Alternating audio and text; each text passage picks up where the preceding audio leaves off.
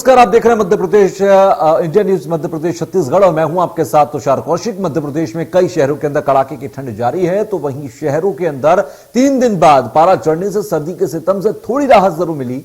2 दिन पहले पंचमढ़ी के अंदर पारा माइनस में चले जाने से कई इलाकों के अंदर बर्फ जम गई थी, लेकिन फिलहाल पंचमढ़ी के लोगों को थोड़ी राहत मिल गई है और पारा बढ़कर अब 3.2 पर आ गया है। राजधानी के लोगों को भी ठंड से थोड़ी राहत मिल गई है। मध्य प्रदेश के साथ देश के कुछ और शहरों में ठंड का हाल जानेंगे, तो सबसे पहले रायसेन से इंडिया न्यूज के संवाददाता अजय गोहिल के पास चलेंगे और वहां उन्होंने किसानों से बातचीत की, वो आपको सुनाएंगे।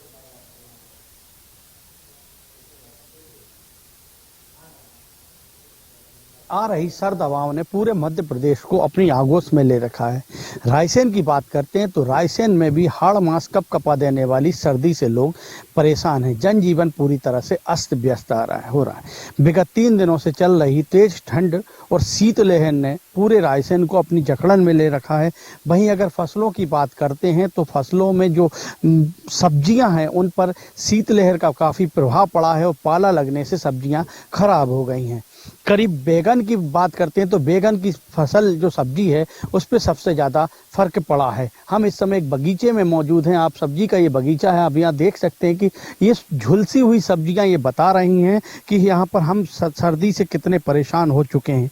वहीं अगर बात करते हैं तो उद्यानिकी विभाग के संचालक रमेश तोमर का कहना है कि जो नदी किनारे जो सब्जी के बगीचे लगे हुए थे उन पर इसका खासा असर पड़ा है पाले का। और बैगन के बाद अगर बात करते हैं तो लौकी की सब्जी भी प्रभावित हुई है पाला पड़ने से। वहीं अगर फसलों की बात करते हैं तो किसान भी अपनी फसल को लेकर चिंतित नजर आ रहे हैं।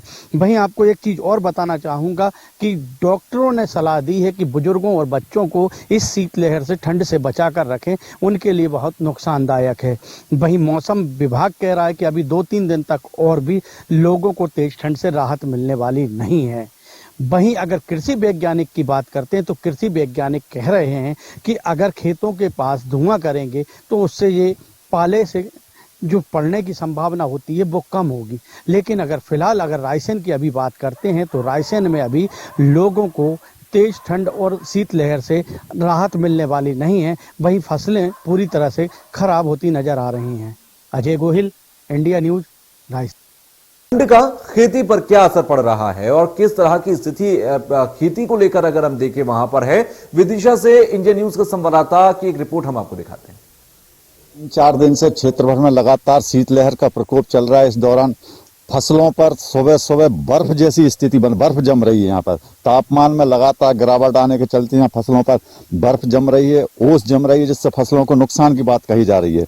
स्थिति ये बन रही है कि पिछले दिनों तो 4 डिग्री तक पारा पहुंच गया था। ऐसे में निश्चित तौर पर किसानों को नुकसान उठाना पड़ सकता है, उनकी फसल बर्बाद हो सकती है, पाले की उम्मीद जता रही है। हमारे साथ एक किसान मौजूद हैं। क्या स्थिति बन रही है सुबह जी? चना और मसूर पर नुकसान कर रही है बहुत जोर से। सुबह में बहुत बर्फ जमता है सुबह। कितने दिन से हो रही है इसकी?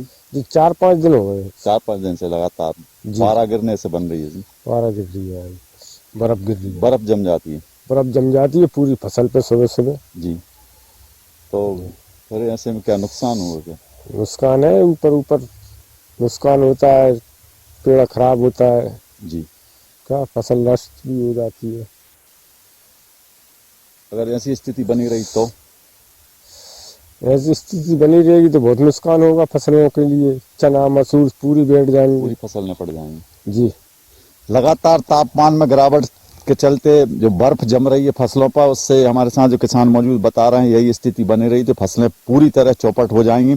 सबसे ज्यादा नुकसान चना मसूर की फसल को बता रहे हैं कि चना मसूर पर ज्यादा इसका असर देखा जा रहा है। गेहूं की फसल है इस खेत में, यहाँ पर अभी भी यानी धूप खिली हुई है, इसके बावजूद भी यहाँ ओस जैसी बर्फ जमी है। अभी भी ये फसल में बर्फ जमी है। निश्चित तौर पर यह बर्फ फसलों के लिए नुकसानदायक है। पिछले शनिवार से लगातार तापमान में गिरावट के चलते ये स्थिति बन रही है। बर्फ गिर रही है, बर्फ जम रही है इन फसल के पौधों पर, जिससे इन्हें नुकसान हो रहा है। किसान परेशान है।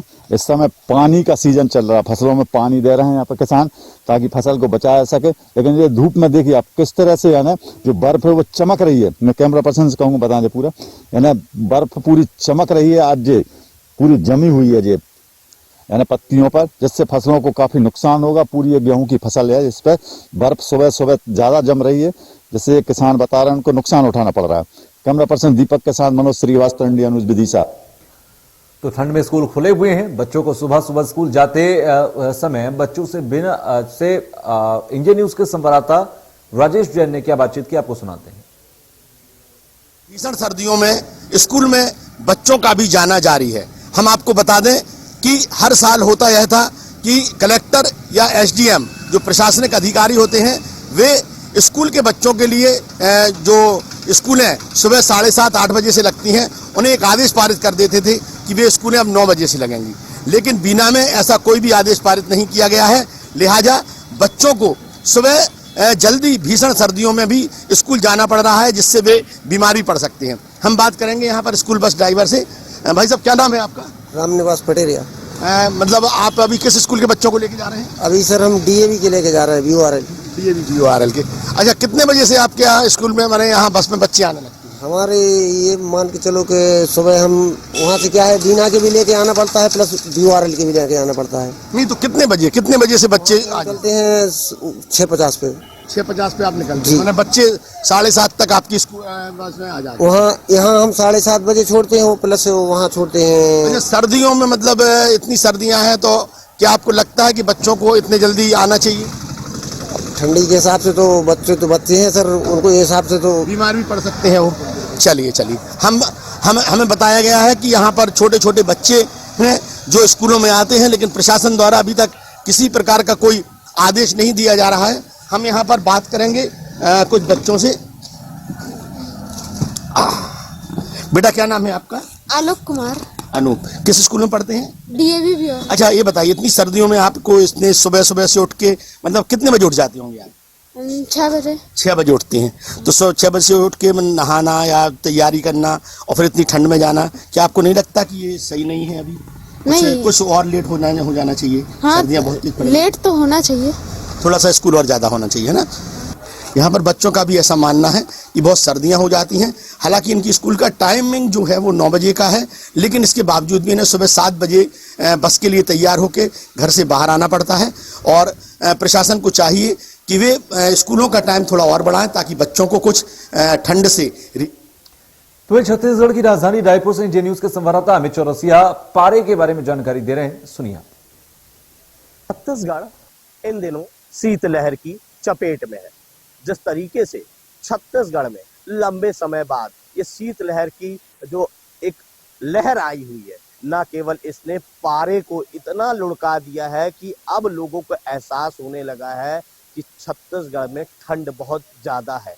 देर शाम होते ही यहाँ अलाव जलने लगते हैं, उनसे राहत पाने की कोशिश करते हैं। आज अभी हम सुबह यहाँ पर ISBT बस अड्डे पर लोग जिस तरीके से यहाँ पर धूप सेकते हुए अपने को ठंड से बचाने का प्रयास करते नजर आ रहे हैं। देख सकते हैं कि किस तरीके से लोग यहाँ पे बढ़ती हुई ठंड में स्वेटर शाल लेकर पूरी तरह अपने आप को ढक कर ठंड से बचने का प्रयास करते नजर आ रहे हैं। तो कहीं ना कहीं लोगों में अब इसको लेकर ये है, लोग धूप सेकते नजर आ रहे हैं। आप देख सकते हैं कि लोग यहाँ से वहां तक सब जगह धूप सेक कर अपने आप को राहत देते नजर आ रहे हैं, क्योंकि ठंड का जो पारा है लगभग रायपुर में हम बात करें तो रायपुर में जो ठंड है वह लगभग यहाँ पर इस समय आउटर रायपुर की बात करें तो यहाँ 5 डिग्री सेल्सियस दर्ज किया गया है तापमान। साथ ही यहाँ पर जो सबसे ज्यादा अगर ठंडा इलाका है तो सरगुजा, दुर्ग और बिलासपुर संभाग पूरी तरह से इसका सबसे ज्यादा असर शीतलहर का इन तीनों संभागों में देखा जा रहा है। सरगुजा में माइनस में पहुंच चुका है, जिस तरीके से छत्तीसगढ़ का कश्मीर कहे जाने वाले मैनपाट में तो माइनस में तापमान पहुंच चुका है। तो ऐसे में छत्तीसगढ़ ठंड की वजह से इस समय इतना सताया हुआ है कि कहीं ना कहीं लोग अब अलाव और गर्म स्वेटर, गर्म कपड़ों के सहारे अपनी ठंड को भगाते नजर आ रहे हैं। कैमरामैन सोमदत्त साहू के साथ अमित चौरसिया, इंडिया न्यूज, रायपुर। ये चलते हैं उत्तराखंड की राजधानी देहरादून, जहां इंडिया न्यूज के संवाददाता क्या जानकारी दे रहे हैं वो भी आप सुनिए। ठंड का कहर लगातार बढ़ता जा रहा है। वर्तमान समय की बात करें तो मैदानी क्षेत्रों में चटक धूप निकली हुई, तो वहीं उच्च हिमालय क्षेत्रों में लगातार बर्फबारी का सिलसिला भी जारी है, जिसके चलते मैदानी क्षेत्रों में ठिठुरन काफी अधिक बढ़ गई है। तो वहीं मौसम विभाग ने शीतकाल का अलर्ट भी जारी किया है, जिसके तहत आने वाले कुछ दिनों में लगातार प्रदेश के तमाम हिस्सों में शीतलहर देखने को मिलेगा। कुल मिलाकर देखें तो लगातार इस तरह का ठंड की जो कहर है लोगों पर बरस रहा है। तो वहीं अगर यमुनोत्री धाम की बात करें तो यमुनोत्री धाम में बिना बर्फबारी के ही वहां का तापमान जो है -डिग्री में चल रहा है, जिसके चलते यमुनोत्री की धारा जो है वह पूरी बर्फ में तब्दील हो गई है।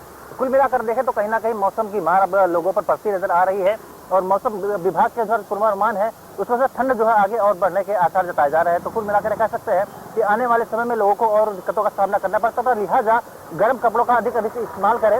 अगर आप पर्वतीय क्षेत्रों में यात्रा कर रहे हैं तो गर्म कपड़े अपने साथ कैरी करें, क्योंकि इस तरह से मौसम में लगातार करवट बदल रही है। ऐसे में कभी भी बर्फबारी और बारिश के आसार जताए जा रहे हैं। कैमरामैन सौरभ के साथ रोहित सोनी, इंडिया न्यूज, देहरादून। तो पश्चिम भारत और राजस्थान के इकलौते हिल स्टेशन से इंडिया न्यूज के संवाददाता की रिपोर्ट आप देखिए। माउंट आबू में जिस प्रकार से लगातार आज तापमान 1 डिग्री पर रहा, नक्की लेक की हम बात करें, माउंट आबू शहर का तापमान 2 डिग्री पर और गुरु शिखर की बात करें तो आज 0 से 2 डिग्री नीचे रहा। लेकिन हम माउंट आबू के नक्की लेक पे हैं, किस प्रकार से जैसे क्रिसमस का सीजन आने वाला है, पर्यटक माउंट आबू की ओर रुख करने लगे हैं। हम बात करना चाहेंगे, आप कहाँ से आए? मैं दिल्ली से आई हूँ। आप बताइए कि माउंट आबू में ठंड है, वैसे तो दिल्ली के अंदर भी काफी ठंड होती है, कोहरा भी होता है, लेकिन आप कैसा एंजॉय कर रहे हैं? तो यहाँ पे मैं बहुत ज़्यादा एंजॉय कर रही हूँ और अभी जस्ट मेरा फर्स्ट डे है तो अब बहुत अच्छा लग रहा है। कितने दिन के लिए अपना प्लान बना दिया? हम लोगों ने अपना प्लान 3 डेज के लिए बनाया है। हाँ, आप बताइए कि आपको कैसा लग रहा है? माउंट आबू की ठंड है। मुझे बहुत अच्छा लग रहा है। मैं लास्ट टाइम भी यहाँ पे आई थी, लेकिन पहले मैं गर्मियों में आई थी, तो अभी यहाँ का मौसम हमें पता चला कि वो माइनस में जा रहा है, तो इसलिए हमने एक बार दोबारा से प्लान बनाया। वापस माइनस जा सकता है 1-2 दिन के अंदर, जिस प्रकार से मौसम विभाग का कहना है। आप दिल्ली के अंदर कोहरा अभी फील करते होंगे, लेकिन माउंट आबू में क्या ठंड है लेकिन कोहरा नहीं है, क्या कहना चाहिए? मैं फर्स्ट टाइम आई हूँ और अभी ठंड तो सेम एज दिल्ली है, उतनी ज़्यादा तो लग नहीं रही है और अभी आए हैं, जस्ट स्टार्ट करेंगे घूमना, देखते हैं। माउंट आबू एक अच्छा पर्यटन स्थल है जहाँ पे पर्यटक घूमने आते हैं। आप माउंट आबू के कैसा किस प्रकार से ऐसा पर्यटन सीजन आता है, और ठंड जब होती है तो माउंट आबू के लोगों को थोड़ी सी ठंड लगती है, लेकिन बाहर के लोगों को काफ़ी मजा आता है। ये तो है कि माउंट आबू के लोगों को तो क्या आदी है, इसके लिए इनको इतना समझ से थोड़ा सा ये हो जाता है कि, तो लेकिन पर्यटन के साथ वो भी एंजॉय करते हैं, साथ में हम भी एंजॉय करते हैं, हम खुद भी एंजॉय करते हैं ठंड को। पर्यटन के साथ काफी एंजॉय करते हैं दिल्ली से आए पर्यटक, जहाँ पे कोहरा होता है और कोहरे के अंदर काफी परेशानी का भी सामना करना पड़ता है, लेकिन माउंट आबू की तरफ जब पर्यटक कुछ करते हैं तो यहाँ के हसीन मंजरों का उन्हें कहीं और ही मजा आता है। कैमरा पर्सन करण के साथ अनिल एरन, इंडिया न्यूज, माउंट आबू। तो इसी के साथ इस खास पेशकश में बस इतना ही। आगे भी खबरों का सिलसिला जारी रहेगा। देखते रहिए इंडिया न्यूज मध्य प्रदेश छत्तीसगढ़।